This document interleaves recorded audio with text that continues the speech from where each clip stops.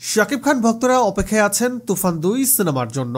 নির্মাতা রায়হান রাফিও জানিয়েছেন ২০২৫ সালের ঈদুল আজহায় সিনেমা হলে মুক্তি পাবে তুফান ২ সিনেমাটি।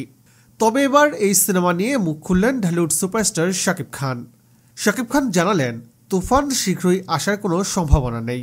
এমনকি ২০২৫ সালের ঈদুল আজহায় এই সিনেমাটি মুক্তির কোনো সম্ভাবনা নেই বলেও জানিয়েছেন তিনি। কিন্তু কেন ২০২৫ সালের ঈদুল আজহায় আসবে না তুফান ২ সিনেমাটি? এই বিষয়ে শাকিব খান বলেন, আগামী বছর কুরবানির ঈদে তুফান ২ আসবে না, এটা আসার কোনো সম্ভাবনা নেই।